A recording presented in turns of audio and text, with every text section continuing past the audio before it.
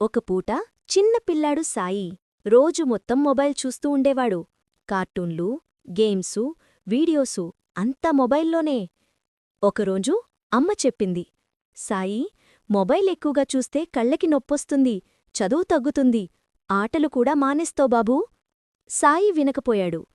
అప్పుడే బన్నీ అనే అతని టాయ్ ర్యాబిట్ ఒక్కసారిగా మాట్లాడింది. సాయి, నాతో ఆడు, బయట ఆడు. మొబైల్లో చూసేవన్నీ ఇక్కడ నిజంగా ఆనందంగా ఉంటాయి. సాయి ఆశ్చర్యపోయి అడిగాడు, అబ్బా, నిజమేనా?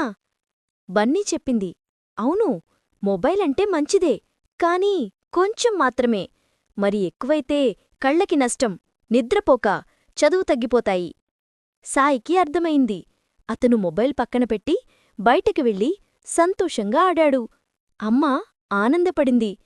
ఇప్పుడు సాయి రోజుకు కొంచెం సమయం మాత్రమే మొబైల్ చూస్తాడు.